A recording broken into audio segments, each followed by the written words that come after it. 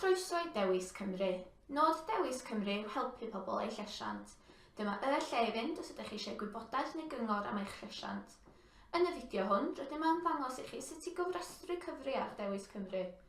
I ychwanegu gwybodaeth am eich gwasanaeth neu adnoddau, mae'n rhaid cofrestru gyntaf. Nid yw'r gwybodaeth rydych yn cofrestru gyda ymweladwyr cyhoedd. Nawr i gofrestru, cliciwch Cofrestrwch o'r dudalen gartref. Wrth glicio'r Cofrestrwch, fe ewch i dudalen Creu cyfri newydd, fe bydd angen i chi lenwi rhai manylion sylfaenol. Os oes angen help arnoch ar unrhyw bwynt, cliciwch ar yr eicon help am fwy o wybodaeth. Mae rhai cwestiynau mae'n rhaid i chi eu hateb, nodwyd rhain gan yr arwydd seren. Yn gyntaf, dechreuwch drwy deipio eich enw ar ddangos. Dyma'r enw a arddangoswyd yn y system pan rydych wedi mewn gyfnodi. Defnyddiwch eich enw cyntaf neu llythyren gyntaf eich enw a'ch cyfenw os gwelwch yn dda. Nesaf, bydd angen i chi ychwanegu cyfeiriad e-bost. Ychwanegwch y cyfeiriad e-bost rydych eisiau'r wefan ei ddefnyddio i gyfathrebu â chi.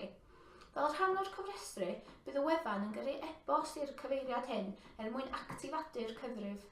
Yna, bydd angen i chi ddefnyddio'r cyfeiriad e-bost hyn i fewn gofnodi. Os hoffech chi fwy nag un person fod am mynediad i'r cyfrif, awgrymwch i chi ddefnyddio cyfeiriad e-bost cyffredinol fel bod eraill yn medru derbyn unrhyw hysbysiadau a derbynir gan Dewis Cymru. Enghraifft, wybodaeth@data.cymru. Nawr, ail-ychwanegwch eich cyfeiriad e-bost. Os yw'r cyfeiriadau e-bost yn cyfatebu, ni fydd y system yn caniatáu i chi greu cyfrif. Cewch neges gwall yn dweud wrthoch nad yw'r e-bost yn cyfatebu. Nesaf, bydd angen i chi greu cyfrinair. Mae rhaid i'r cyfrinair fod yn 7 llythyren o hyd.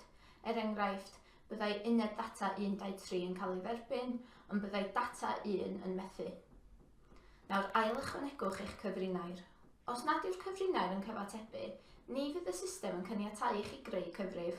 Cewch neges gwall yn dweud wrthoch nad yw'r cyfrinair yn cyfatebu. Nawr ychwanegwch eich enw cyntaf. Nawr ychwanegwch eich cyfenw.